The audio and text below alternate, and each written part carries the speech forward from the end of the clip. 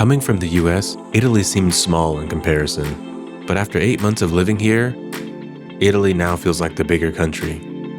The sheer volume of things to do and see can be overwhelming. So with 100% biased, we wanted to help narrow things down. If you're planning a trip to Italy, here are 8 reasons why we think you should put Turin and the Piedmont region at the top of your list. Coming in at number 1 are the museums. Ellen and I love history, art, and culture. In the last year, we visited over 40 museums across the Turin and Piedmont region. If there's one thing we've learned, it's that this region has a museum for basically every interest imaginable.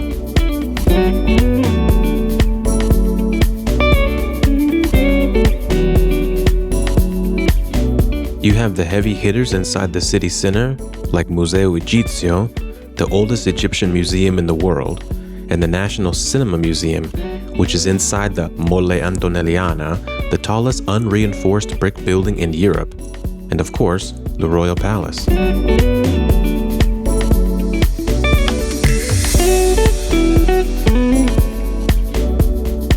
A quick pro tip: if you're here on the first Sunday of the month, many of these world-class sites are completely free to enter. It's a fantastic initiative called Domenica al Museo. Just make sure to book the popular ones in advance, because even though it's free, the secret is definitely out. Piedmont's museum scene is deep, diverse, and world-class. It's the perfect place to start your journey. We've done a full video on many of the other museums you can check out within the city center, but there's so much more to explore in the very near surrounding area. Which brings us to reason number 2. Proximity.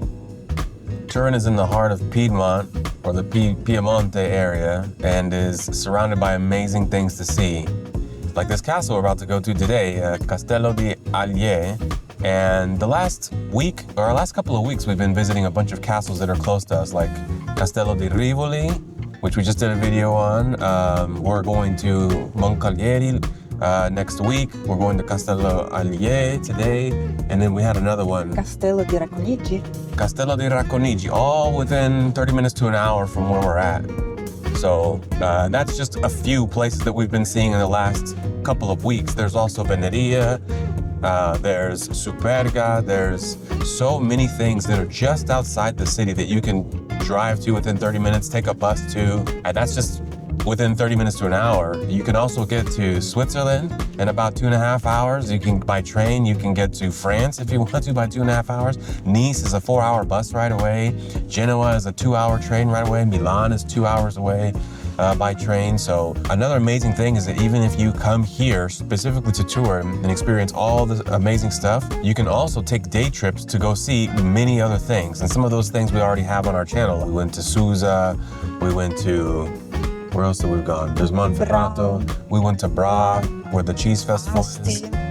Asti. Aosta is only a couple hours away. Aosta is actually outside of Piedmont, but it's only a couple hours away. And so there's so many things that Turin is close to by car or train, depending on what you want to do. It's an amazing location to where you're not just limited to the city center or the actual specific place if you're adventurous enough to get out of the city. If you don't want to take a car or drive all over the place, that brings us to our next reason why Turin is a great place to visit and why you should come this year, and that is transportation. Turin has great public transportation. They have an international airport, so getting here is great. You can fly from almost anywhere in the world. They have trains and buses that go into the city center.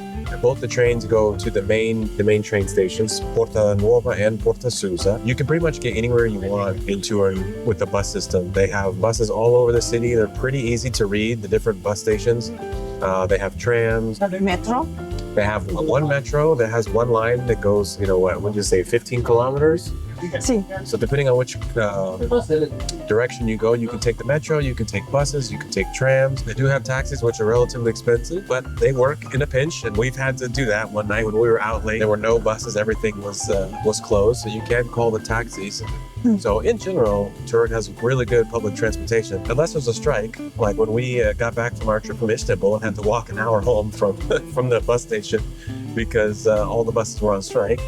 So you also may want to just look in because sometimes strikes can happen here and you may be stuck and you might have to plan ahead. So if you are truly going to rely on public transportation, I would look ahead online and see if there's any strikes that are happening or upcoming to plan for your trip. But in general, we take the bus here all the time, and it's really reliable, really safe, and pretty fast.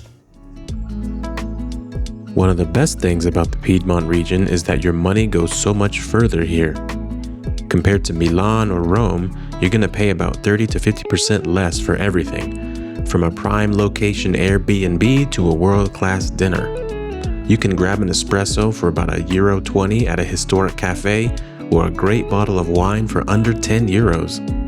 Recently, Ellen and I sat down at a restaurant and had 2 glasses of wine and a light snack. When we went to pay, the owner said €5. We looked at each other and that even surprised us.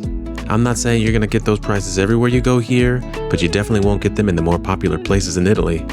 In most cities, you have to choose between a budget meal and a gourmet experience. But here, the affordability is exactly what allows you to indulge in the best ingredients on the planet. From handmade pasta to baci di dama. If you want to see if the reality lives up to the reputation, make sure to go out and experience the food.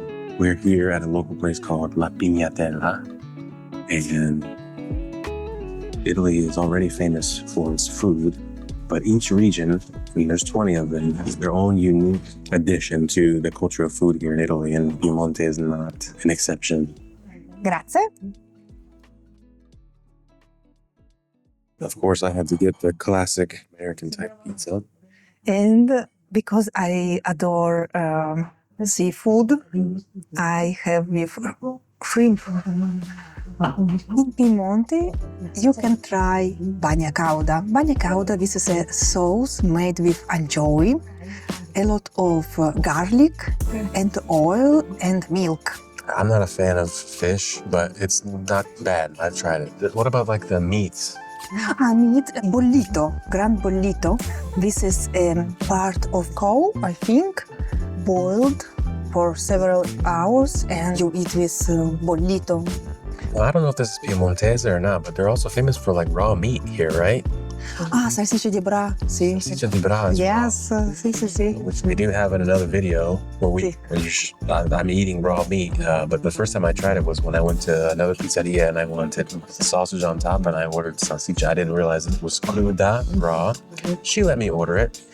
Probably not. I don't know if it was on purpose, but maybe she did this. Yes, because me it's so and now it's so normal to eat. So it was my first time. I didn't realize what I ordered until I saw it, but I tried it and it was actually pretty good. And I tried some more. Yeah, because it's made with special type of meat, very light, without fat. Yes, less fat. Yeah, but one of my favorite things, which I think is also your favorite thing, is the chocolate. Chocolate. Yes. So Piedmont is very famous for chocolate. We have a few houses, very old, of production of chocolate. Some of the best chocolate I've ever had in my life is here, and also famous for hazelnut too. Yes, the region of Piedmont, nocciola piemontese. See, They have lots of hazelnut here, and then they put that in the chocolate. Exactly. It is amazing. Nutella, Ferrero Rocher, Piemonte. Nutella's from Piemonte. All world know about Nutella. Yes. And we do Nutella with nocciola piemontese. Hazelnuts from Piemonte, and Nutella is made by company Ferrero, which is headquarters Piemonte.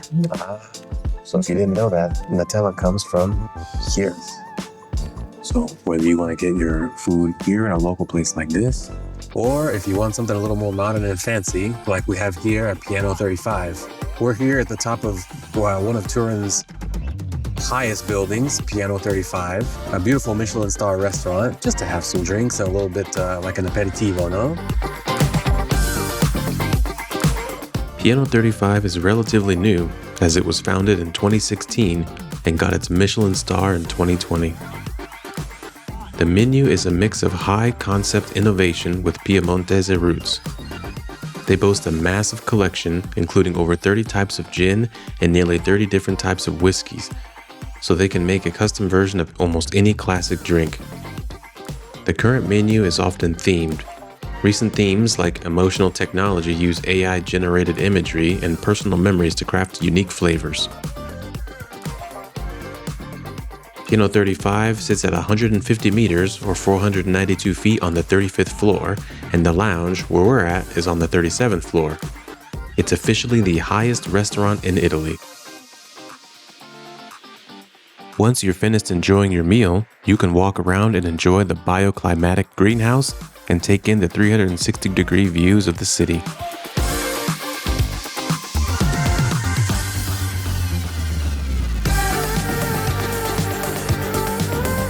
So if you want to get super fancy, expensive food, you can. Or if you want to just stop here like we're doing today to get some drinks and a little bit of bite to eat, you can.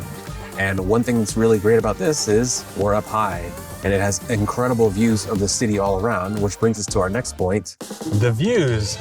We're here on Monte di Cappuccini, one of the best views of the city. A lot of the famous photos that you see of Turin were taken from here because it's such an incredible view of the city. It's not too far up and it's close enough that you can see many of the major things like Mole Antonelliana. That.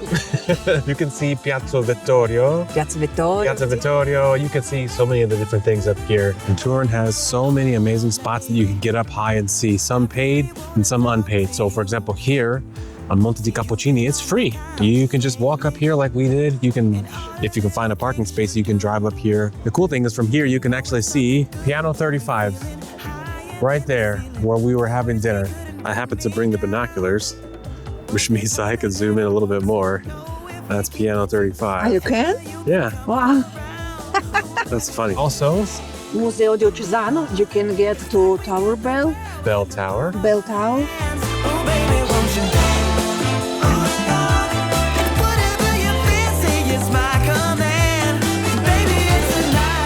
Next to Museo Diocesano, Palazzo Madama, another tower, and you can see from above, but very near to city center. You can go on the rooftop of Lingotto Palace. There is Pista 500. And way off in the distance there, even higher, where you can see not just Turin, but you can see all of this valley, is Superga. And though we haven't done a video there yet, we are certainly going to, because it's one of the most famous buildings in this area, and it is a wonderful trip. We've been several times, but that's probably one of the best views that you can get of all of Turin and the surrounding areas. So if you're like us and you like to be up high, like a couple of cats looking down low, Turin is a great place to come visit because there's so many cool spots that you can do that from. The lack of crowds. So we're at this Castle Allier and there's nobody here. When I say nobody, I mean us and there's one other family. There's 3 of them. So there's 5 of us here in this huge palace and this amazing garden. And nobody. We don't have to deal with any crowds. We had almost a private tour, you know, it was just the 5 of us in there. And then we get to just walk around the grounds and it's completely quiet. It's almost like we own the place, you know what I mean? Like nobody else is here. We're walking around on a beautiful afternoon.